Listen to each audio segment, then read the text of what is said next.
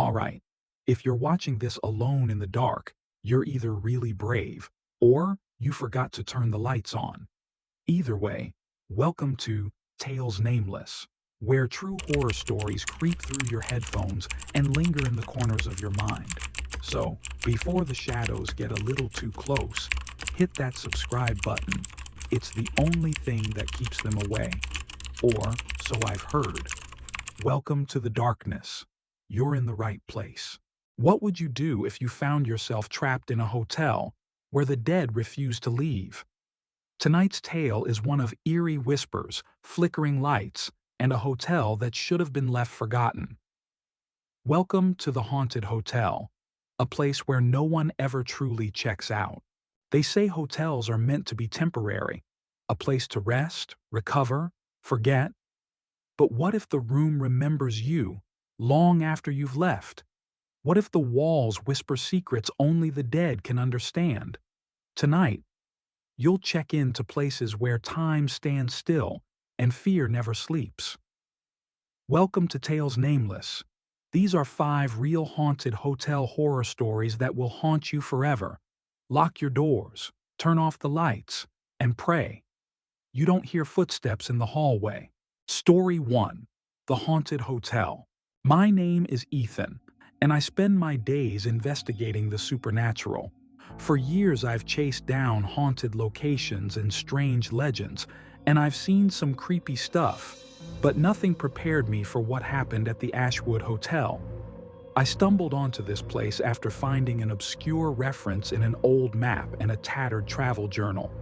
The Ashwood Hotel is miles from anywhere, deep in the Vermont woods, long abandoned after a mysterious disaster decades ago.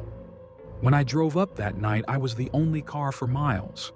The scene was straight out of a nightmare. Weeds pushed through the cracked asphalt of the parking lot. The front sign hung crooked on rusted chains, its faded letters barely spelling Ashwood Hotel. The windows were boarded or broken, and inside I could see rotting furniture and peeling paint. The dense pines around the building loomed tall, swaying in an unnatural silence under the moonlight. The air smelled of damp earth and old wood rot. I hesitated at the threshold, breath fogging in the cold night air. Every instinct told me to drive away, but I'd come this far. I forced myself to step out of the car, my heartbeat thumping in my ears. I'm a skeptic by nature, chasing facts, not frights. That night I had my camera on a dusty tripod in the lobby, with audio recorders tucked in every corner. I'd checked the batteries, jotted notes in my notebook, and even dropped coins in the old piano by the wall, hoping for a ghostly tune in return. It felt like stepping into another world. The hotel was deathly silent except for the low hum of my camera. Painted on the wall in peeling gold letters was the hotel's motto, "Your home away from home." Grotesque, the layers of dust and decay made the words look like a dark joke. Faded family photos hung crookedly on the lobby walls. One caught my eye, the Ashwood family in their prime, grinning proudly in front of the hotel. The father had a stern look. The mother smiled kindly. 2 children stood between them, the little girl clutching a doll. Their eyes seemed to follow me when I moved. My breath came out in a thin cloud. I started to shiver even before the chill of the night could reach me. I reminded myself I was alone in a place where something very bad had happened. I squared my shoulders. I was determined to stay until dawn. It was about 2:13 a.m. when the first signs of the unreal began. I was lying in bed in an upstairs room, reviewing the footage on my camera when the silence shattered. A slow, deliberate creak sounded on the wooden floor just outside my door. My heart hammered in my chest. "Hello?" I called into the darkness, voice shaking. No answer, just my own echo returning. I grabbed my flashlight and crept into the hallway. The beam cut through thick darkness, illuminating peeling wallpaper, cracked tiles, and a thin layer of dust on everything. The air felt icy suddenly. At the far end of the hall, the door to room 209, long unused, stood open a crack, a soft sigh of stale air drifting out of it. My nerves screamed at me as I stepped closer. Had the door been closed before? I could have sworn it was firmly shut. Then I felt it. A sudden icy breath brushed the back of my neck, as if someone had just passed right behind me. My instincts kicked in and I spun around, flashlight shaking in my hand, heart pounding like a drum. But the hallway was empty. The door I'd been walking past was firmly closed again now, with no sign of movement. I stumbled on a loose floorboard, and my heartbeat thundered in my ears. I rubbed my arms to warm up. It must be the wind, I told myself, though the building was sealed up tight. I tore my gaze away from the dark corridor and checked my audio recorder on the bed. My hands were trembling. Slowly, I hit play. At first, there was only the hiss of static. And then, faint as a whisper, I heard it. A child's giggle. It was high-pitched and distant, like kids playing at the other end of a long hallway. The giggle echoed unnaturally around the empty hall. I yanked off the headphones with a gasp. Silence. My adrenaline-fueled breathing was the only sound. That was enough for one night. My hands still shaking, I secured the doorknob with my belt loop and jammed a chair under it. Every shadow in the room now felt alive. I lay back on the bed with my eyes wide open, staring at the ceiling. My mind raced. Patterns from the photos, the chill, that laugh. And I tried to ground myself with logic. It's just an old building settling. Eventually, exhaustion won over fear, but I slept fitfully, haunted by nightmares I couldn't even remember. Morning's gray light seeped through the dusty windows as I returned to the lobby. My muscles ached from the restless night, and my head throbbed, but I needed answers. Everything looked different in daylight. Sunbeams highlighted the dust motes hanging in the stale air. The silence was no less oppressive than the night had been. I noticed the reception desk with fresh eyes. There, half buried under a pile of brochures, was a leather-bound ledger, its cover cracked and faded. My hands still trembling, I wiped it clean and read the gold-foiled title, Ashwood Hotel, 1934. This had been the original register. Slowly, I opened it. The yellowed pages listed guest names, dates, room fees, right up to a final entry. The last few lines stood out, names crossed out or smudged beyond recognition, as if someone desperately tried to erase them. Suddenly, a photograph slipped from the book and fluttered to the floor. I picked it up. It showed a family, the same Ashwoods, smiling in front of the hotel. The little girl in that photo was identical to the one in the wall portrait, but in this picture, she was laughing, alive. In the snapshot, the hotel was bright and well kept. My stomach sank.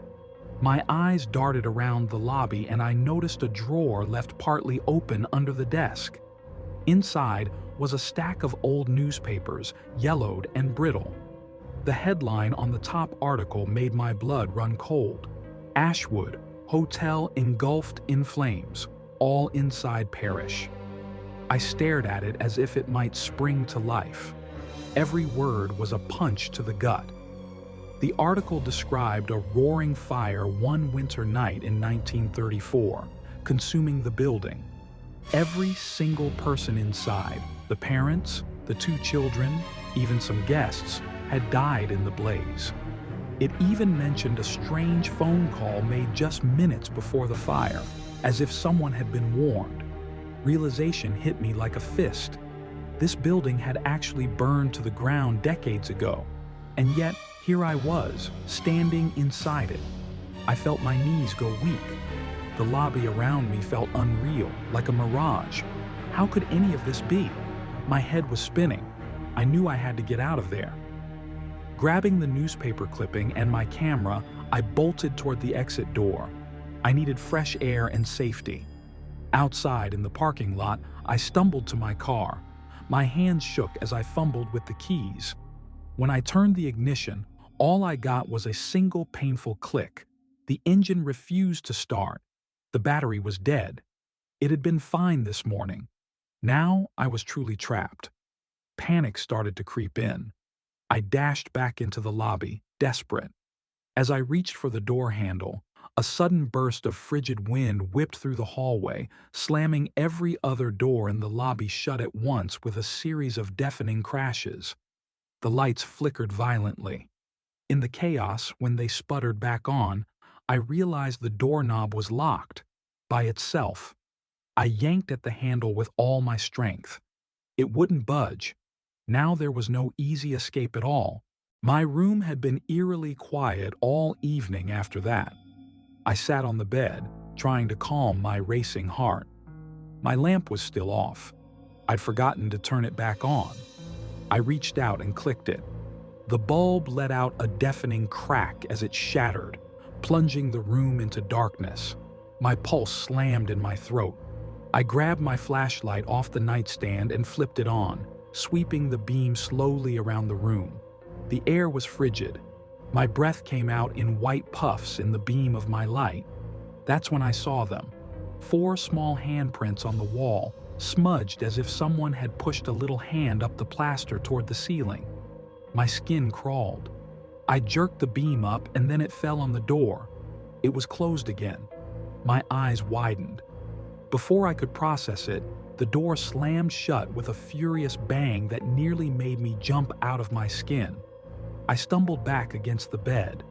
From the corner of the room, a soft sobbing sound made the hairs on my arms stand on end. I shone the flashlight into that corner and froze. The little girl was there, inches from me now, her form flickering in and out of the light. Her face was pale. Her eyes were black, empty pits. She clutched the ragged doll to her chest and whispered, "Help me." I could barely move. My whole body was numb with terror. The girl took a shaky step toward me, trailing her fingers along the wall. "Help us," she whimpered again, voice quivering. My mind screamed to run, but my legs felt like jelly. This was beyond me. I was not a hero. I had to do something. Anything. Shoving every ounce of courage into my arms and legs, I reached down for the flashlight. With a click, I cut the light off. The room went completely black. The air grew even colder, like a freezer door had opened. In the dark, I felt something heavy collapse onto my bed behind me, like a sudden weight. My stomach dropped. Then, a searing pain shot through my ankle. I looked down, too late, to see the little girl's ghostly figure kneeling on the bed, holding my foot. A cold, vice-like grip was around my ankle, and she dragged it away from under the duvet. I screamed and thrashed, kicking out blindly. Her breath, cold and ragged, brushed against my neck as she hissed something I couldn't make out. My mouth was dry. Panic roared in my ears. Adrenaline took over. I yanked my leg free and bolted for the window before I even thought. I threw myself through the frame, shattering the glass, and rolled onto the ground in the overgrown underbrush below. Pain exploded in my knees and arms, but I couldn't stop. I scrambled up and ran into the darkness, branches tearing at my face and ripping my shirt, but I didn't look back. Far behind me, the Ashwood Hotel stood quiet under the moonlight. In the distance, I thought I heard that same soft, heartbreaking sobbing on the wind, fading into nothing as I sprinted away. Only when I reached the cracked highway did I stop, slumped on the pavement, heart pounding and bruised, but finally alive. The road stretched out before me, pale with the first light of dawn. I sat on the roadside, bleeding and shaking, finally allowing myself to breathe. My mind was racing. I felt certain I had escaped a nightmare. My car battery was dead, my body was broken, but I was alive, and the hotel was far behind me now. Or was it? I glanced down at my leg. Fresh bruises were already blooming on my ankle in the shape of a small handprint. Unmistakable. Goosebumps rose on my neck, despite the morning warmth. My mind flashed back to the little girl's voice, the cold hand. I couldn't shake the feeling that I had brought something away with me. In the rearview mirror of my car, I squinted at the dark seats behind me. For a second, I thought I saw movement, a pale little face pressing against the glass. I blinked hard. When I looked again, the seats were empty. A laugh trembled in my chest, half relief, half hysteria. I might be out of that hotel now, but I'm not sure I've truly escaped. If you've ever experienced anything like this, let me know in the comments below. If you enjoyed this story, give it a thumbs up and subscribe for more real horror stories. Stay safe out there. And remember, you never really know what might be lurking in the dark. Story 2. Echoes from Room 313. I never believed in haunted hotels, at least not until I found myself standing in the dusty lobby of the Regal Pines Inn that stormy night. The neon sign above the entrance flickered in a broken rhythm, casting the words Motel across my windshield. Inside, the air smelled like old wood polish and stale cigarette smoke. The night clerk, a gaunt man with tired eyes, handed me a tarnished room key without a word. I glanced down and saw the number, 313. He hesitated just a moment, then mumbled, "Be careful in there," before disappearing behind a faded curtain. I shrugged it off. I was exhausted and just wanted to sleep. The hallway to my room was dimly lit, carpets moth-eaten and walls stained with age. When I slid the key into the lock, the door creaked open on its own with a long, low groan. Inside, the room was small and poorly kept, wallpaper peeling in corners, a single lamp casting dull light across an old four-poster bed. The silence was thick, as if the darkness itself was listening. I told myself it was just the weight of a long drive and too much caffeine. Little did I know this night was only beginning. That first night, I lay in bed long after midnight, the storm pattering against the window. Somewhere down the hall, a radiator flickered and died with a final thunk. I was almost asleep when I heard it, a knock at the door, a firm, echoing knock-knock, as if someone on the other side was impatient. My heart jolted up into my throat. I wasn't expecting anyone. Thinking it must be some guest returning late, I grabbed the flashlight from the dresser and crept to the peephole. Nothing. The hallway was empty, silent but for the hum of the old heater. When I tried the doorknob, it didn't budge, locked just like I had left it. No one was there. I laughed it off like an idiot. Must be the wind or an old pipe banging. But sleep wouldn't come easy after that. Every time I closed my eyes, I heard soft shuffling in the dark, or whispers at the edge of hearing. By the next evening, I was already on edge. The TV turned on by itself to static, and I kept seeing a flicker in the mirror at the foot of the bed, as if someone stood just out of frame. Once, while brushing my teeth, I saw what looked like a handprint appear on the opposite wall, only to vanish seconds later. Each small thing made the room feel heavier, the air colder. My skin crawled with a quiet dread I couldn't shake. I tried to remind myself I was alone. There was no one here, but I couldn't silence the nagging feeling that something was. Night 3 was worse. I lay frozen as I heard a slow creaking, the closet door at the far corner inching open just a crack. A soft tapping started on the other side, rhythmic knock, knock, knock. My breathing hitched. The clock on the nightstand glowed 3:13 a.m. Goosebumps spiked down my spine. I sat up, staring at the closet. The tapping stopped, and the door swung shut as silently as it had opened. Silence fell so heavily, I swear I could feel it pressing against my chest. I had to get out of there. I yanked off the covers, packed my bag in a panic, and left the room, flashlight in hand, to find the front desk and check out in the middle of the night. The lobby, however, was deserted. No one had responded to the bell. Everything felt wrong. When dawn finally broke, pale and overcast, I convinced myself I was imagining things. But a chill was growing inside me that I could no longer deny. I didn't trust myself to stay in room 313 another night. but the morning clerk just gave me a sad shake of the head. Every other room was booked solid. "You're stuck with 313, he said, avoiding my eyes.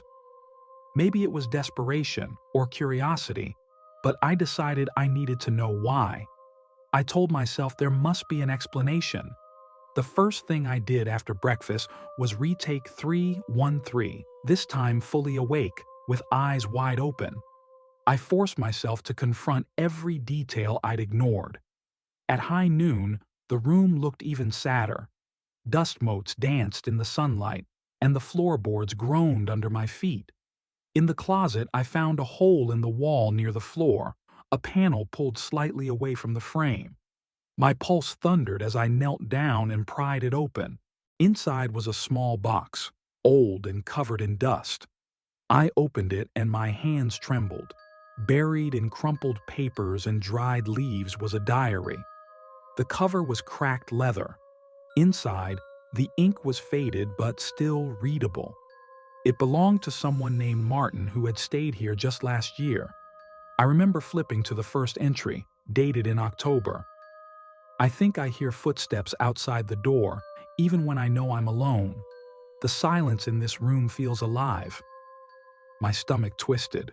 The next entry, just days later, made me catch my breath. By the second night, I was certain.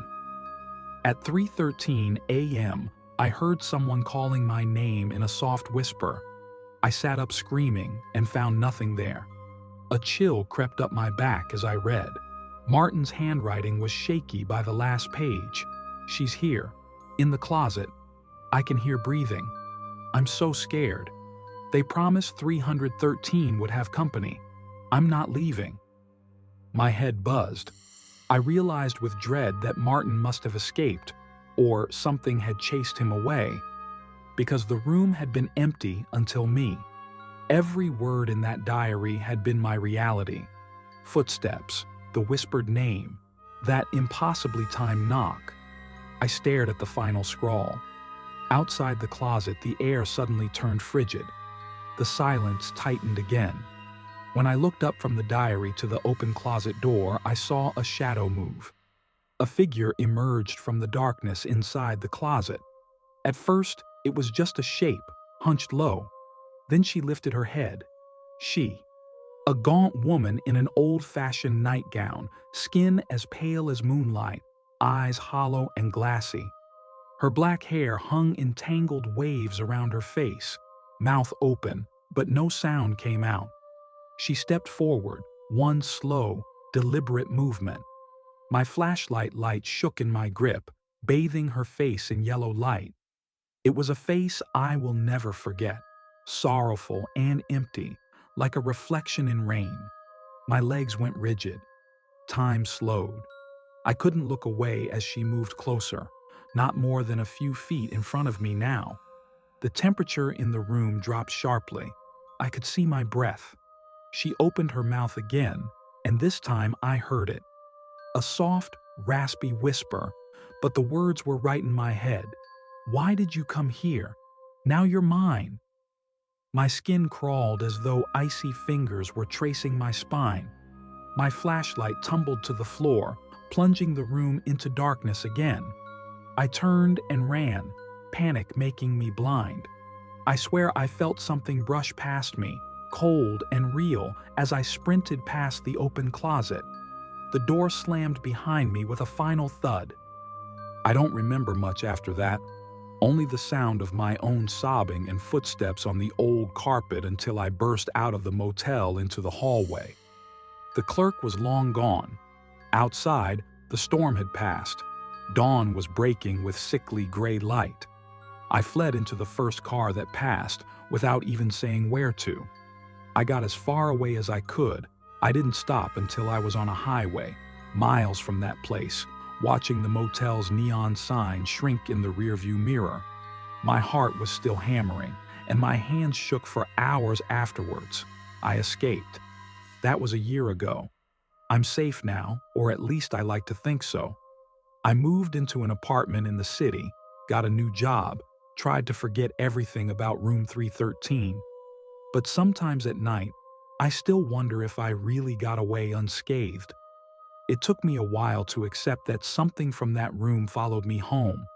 The first time I noticed it was subtle, a faint tap-tap on my bedroom door one night, well past midnight. I opened my eyes, heart pounding. It was 3:13 a.m. again. I turned on the light, nobody there, just an empty hallway. My hands tightened into fists. Since then, whenever the clock ticks past 3:13, I shiver. I sometimes wake up feeling someone's watching me from the shadows.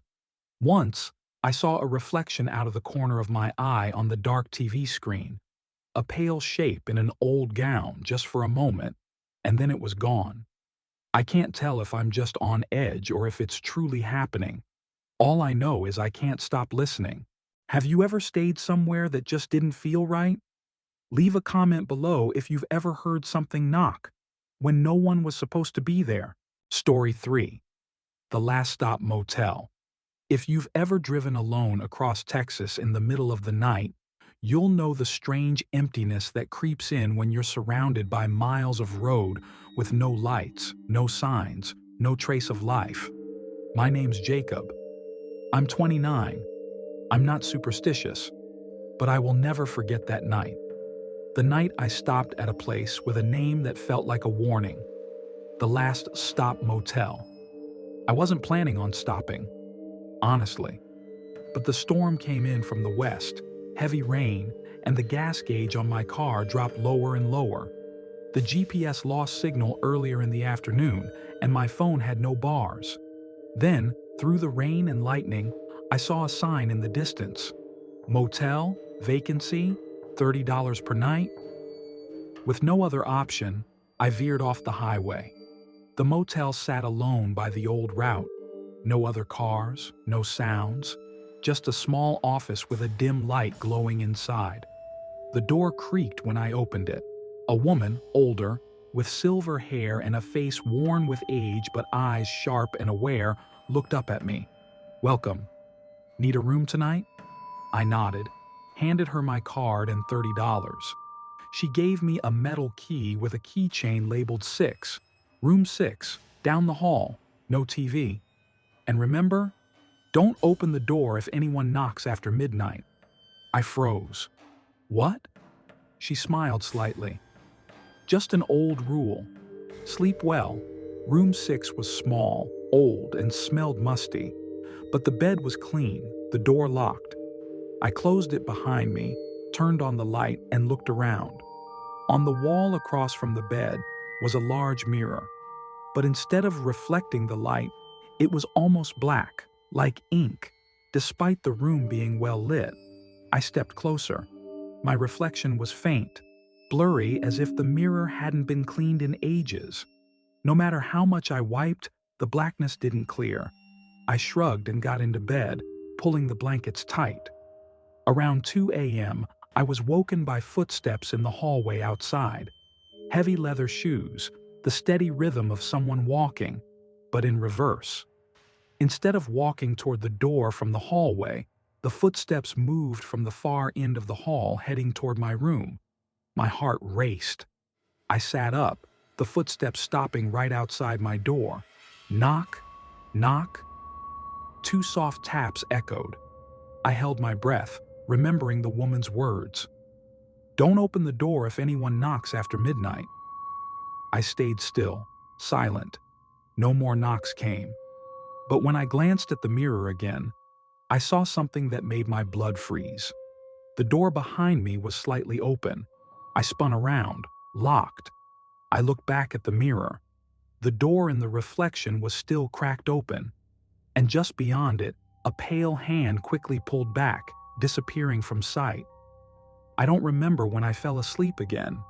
But when I did, the dream was far too real. I dreamt I woke up in the same room, but outside the window, rain was pouring down. I looked out, and there they were, dozens of people, standing still in the downpour, all facing my room. I quickly shut the blinds. When I turned back, the mirror had shattered, and in the broken glass, I saw myself being strangled by a copy of myself. I jolted awake, But the first thing I noticed was that the mirror was indeed cracked, a long, jagged line running from the top left corner. I couldn't breathe. I threw on my jacket, ready to leave. But when I opened the door, the hallway wasn't there anymore. Instead, it stretched out endlessly, dark, like the motel had transformed into a maze. At the far end of the hall, a tall figure stood, facing away from me. I backed up, heart pounding. My phone buzzed in my pocket. I pulled it out and saw the screen light up. Not a call, just a message. "Don't try to leave. We're waiting for you." I ran down the hall, but every turn I took brought me right back to room 6. I tried the other rooms, locked, no one inside. I rushed to the office, desperate to find the woman. But the office was empty, no lights, no people, no electricity. I looked at the guest book. Today's date, only one name, Jacob. But the year listed? 1993. I was born in 1994. I flipped through the old pages. Every page had just one name. Emily R., 1982. Brandon T., 1987. Jacob W., 1993. My heart dropped. These names? They were all people from mysterious disappearances I had heard about on a podcast I listened to. And now, my name was on that list. I spun around, ran back to my car, but the parking lot was empty. My car, gone. The wind howled. From somewhere in the darkness, I heard raspy, distorted laughter echoing from the rooms. Room 6's door was wide open, and from inside, a voice just like mine called, "Jacob, come in. It's time." I don't remember what happened next. I just remember running through an endless maze of hallways. Every door I opened led right back to room 6. Eventually, I collapsed, exhausted. When I woke up, I was lying on the side of the road, the sky already bright with dawn. My car was parked a few steps away. There was no motel, just an empty, overgrown lot.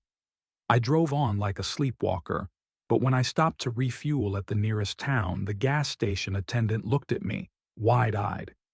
"Where did you come from wearing that jacket?" I recognized that logo, but the Last Stop Motel burned down 30 years ago. I looked down at my chest. The faded "The Last Stop Motel" logo was barely visible on the old fabric. I threw up right there. Since that night, every time I sleep, I dream I'm back in room 6. The mirror's still cracked, the door's still ajar, and there's always someone waiting. Have you ever gotten lost in a place no one remembers existing? Leave a comment. I've been to the last stop if you're brave enough to listen until the end. Like, comment, and subscribe so you don't miss the next real horror story from Tales Nameless. Story 4. The Room That Never Existed. I was skeptical about ghost stories, but even I can't deny the strange events that took place in my new apartment. I moved here 6 months ago and was determined to remain rational. Nothing seemed out of the ordinary at first. By day, the place felt almost charming. Hardwood floors scratched by time, faded wallpaper curling at the edges, and tall, narrow windows letting the morning sun slant in at just the right angle. It was a quiet old Victorian house split into 2 apartments on the edge of town, and I liked being alone here. But at night, every sound became unnervingly loud.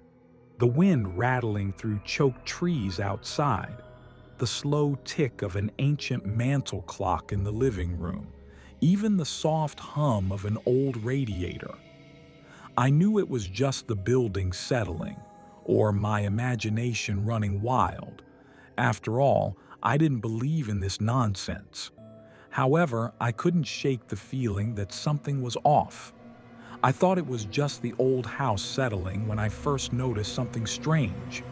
One morning, I found the bedroom closet door slightly ajar, though I definitely locked it the night before.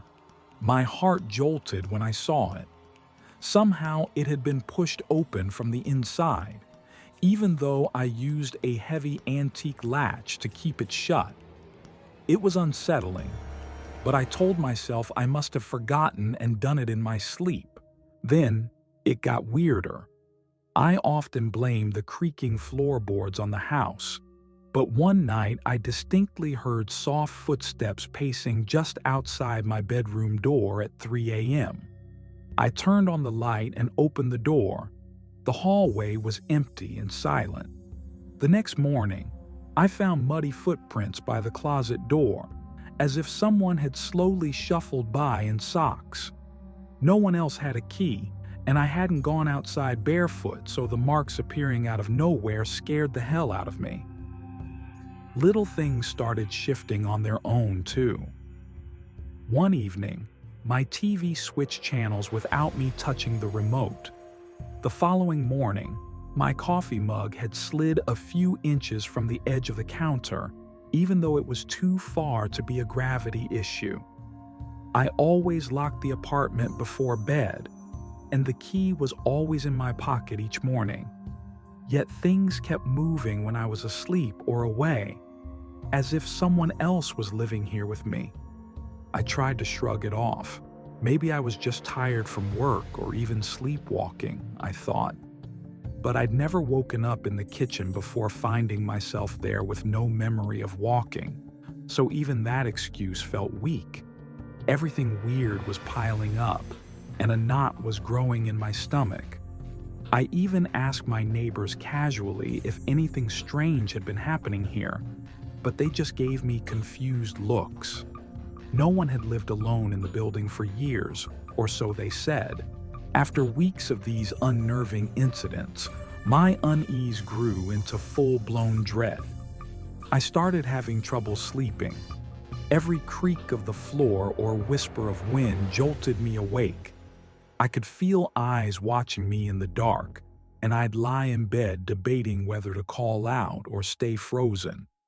My heart felt like a trapped bird in my chest each night. The line between reality and dreams blurred. One night I dreamed I was trapped in that closet, the door locked from the outside, helpless and gasping for air. When I woke up, I swore I felt a bruise on my wrist from banging on wood. My fatigue made me edgy. Even my friend at work noticed I was more jumpy than usual. I started to dread going home. My fear turned to action. I set up a small video camera in the hallway aimed at the closet door.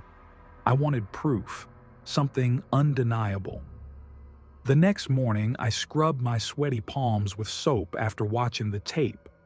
Around 2:13 a.m., the closet door slowly creaked open by itself. A dark shape stood just for a moment in the doorway. I couldn't make out a face before it vanished into the shadows. In desperation, I called my best friend Josh. I needed someone else to witness this nightmare. That night, as he sat nervously in my living room, we watched the closet door in silence. When it groaned open again at 3:07 a.m., Josh gasped softly. Neither of us moved as a warped melody suddenly blared from the stereo in the corner, distorted beyond recognition and blasting at full volume. We both jumped, hearts racing. Josh grabbed my arm. "Dude, I'm out," he whispered, wide-eyed. I nodded, too scared to speak. We turned on all the lights and sat huddled together. After a while, the stereo shut off on its own, leaving an eerie quiet. I had lost whatever bravery I had left. This was beyond a joke. That night, I could take it no longer. With Josh staring at me in grim concern, I stood in front of the closet door, my fist clutching the frame. Every instinct screamed to run, but I was consumed by a desperate need to end it.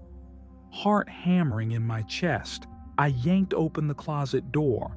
A rush of freezing air hit me like a wall. I peered into the darkness beyond the closet. It revealed a hidden room that wasn't on the floor plan. The walls were lined with peeling wallpaper covered in strange stains, and an old wooden rocking chair sat in the corner, dusty and still. The air was heavy, thick with the smell of rot and something else I didn't recognize, like the room itself was breathing. I was rooted to the spot, unable to move. Then I heard it, a low, guttural whisper calling my name, coming from the shadows. "You're finally here," it breathed. I choked on a scream. A tall, dark shape lurched at the edge of the light, too quick to fully see. A clawed hand, pale and ugly, shot out from the darkness towards me. I screamed, stumbling backwards out of the closet. I don't remember much after that. I ran, tripping over my own feet, as Josh's voice echoed in the hallway. We tumbled into the living room, panting and horrified. The closet door was shut behind us. When I turned to look, it was just a plain door again. Somehow, whatever it was had disappeared. In the daylight, nothing looked amiss. The closet was just a normal closet again, empty and quiet. It was as if the secret room had vanished overnight. I felt numb. We packed a few essentials and left without a word. The car smelled of stale fear as we drove away. I never looked back. I moved out of that apartment the very next day, changing my number and all my accounts. Even now, I'm not sure I believe what happened to me. Was it a demon? A ghost? A figment of my sleep-deprived mind? I'll probably never know. What I do know is some rooms are better left unopened. If you've experienced anything like this, let me know in the comments. If you enjoyed this story, please like and subscribe for more. Story 5. The Man Who Stayed in Room 410. My name is Caleb. I'm 21, and until recently, I worked the night shift as a cleaner at a small hotel tucked into the damp forests of Northern California. The place was old, walls faded and wallpaper peeling, floors creaking under every step. Most nights were quiet and peaceful. After the last guest checked out, I'd scrub the floors and fold the towels in silence. I found the routine meditative at first, but by my third week on the job, something about the hotel's emptiness started to feel off. Something unsettling lurked in the stillness. The night manager often joked about the place having character, but I found none of it comforting. I frequently heard pipes creak late at night, like whispers in the walls. Sometimes, I even caught strange shadows flickering in the hallway corners. A constant scent of stale cigarette smoke mixed with disinfectant hung in the air, and I started locking doors behind me even when no one was around. Each night, it felt like the silence grew heavier, as if the walls themselves were holding their breath. My coworkers had warned me about room 410 long before I ever stepped inside. Stories were passed around like bad gossip. Often, guests who checked into room 410 would check out early the next morning, looking pale and spooked. One day, I found a rusted brass key taped to the wall in the janitor's closet, labeled 410. We never spoke of it directly, but even the night manager got uneasy whenever someone mentioned that room. Later that week, I finally asked the night manager about it. He gave me a tight smile. "Room 410 hasn't been used in a while," he said. "People just don't seem to like it." He hinted at a history but refused to elaborate, patting my shoulder before walking away. His unspoken message was clear: do your job, but stay away from that room. But fate intervened. On my next shift, I was assigned to clean room 410.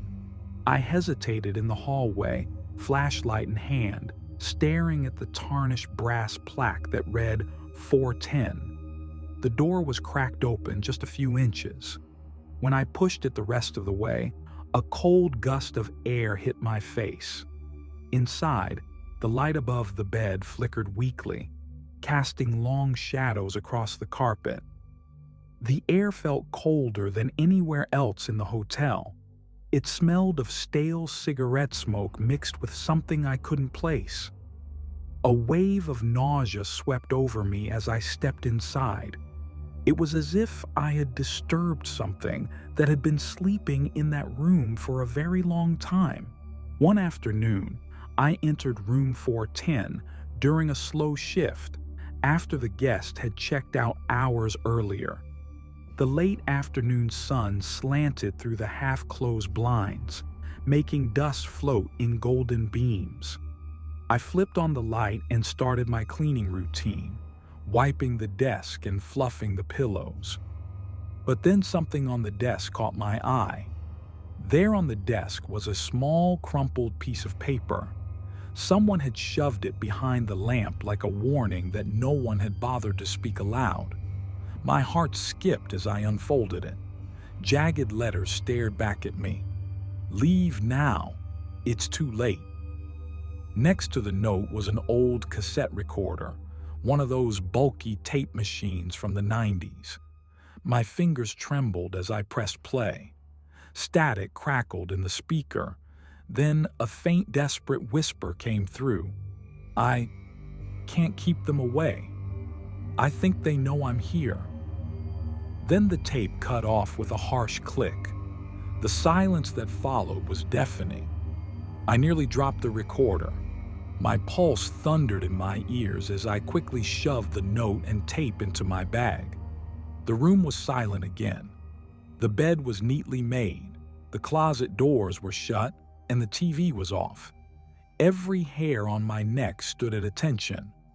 A chill ran down my spine and I slowly backed toward the door without looking back.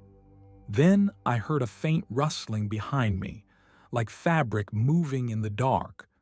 My flashlight darted around, but I saw nothing, only the curtains, swaying gently even though the window was closed. My breath caught in my throat. I told myself it was just the old building settling or the wind, anything but what it felt like something was watching me.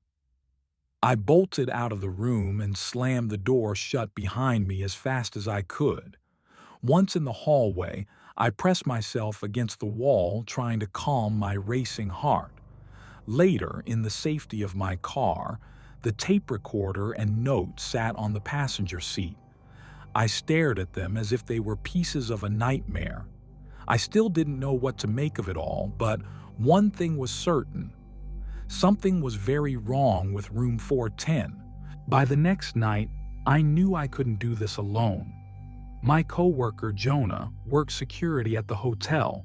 He was the level-headed type I needed by my side. I told him about the note and tape. At first, he laughed and said it was probably a prank. I practically had to beg him to take me seriously, and he finally agreed to come with me. Jonah and I met in the hotel lobby just after midnight. We grabbed flashlights and crept into the dim corridors. The elevator groaned as it carried us up to the 4th floor.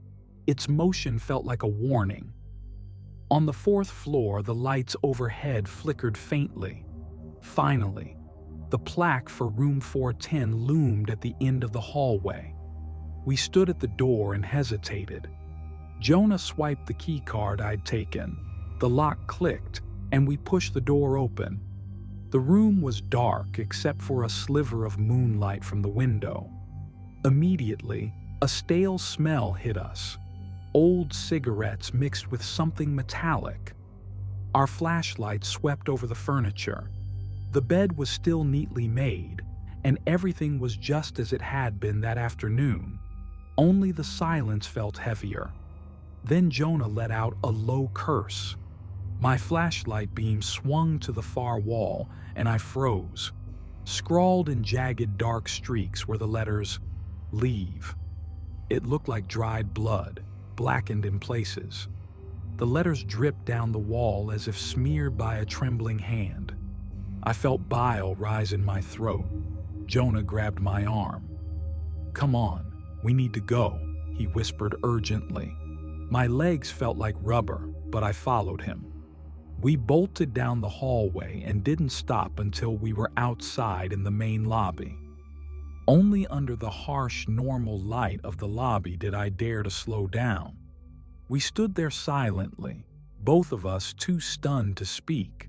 One night I found myself drawn back to room 410. I couldn't explain why I went alone. It was around 2 a.m. when I crept back to the 4th floor. The hallway was pitch black except for a bit of light from the stairwell window. The door to 410 was slightly ajar, as if inviting me back in. I stepped inside without knocking this time.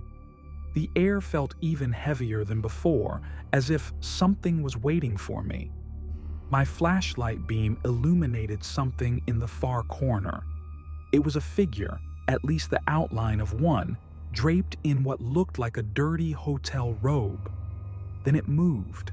Slowly, impossibly, it turned to face me.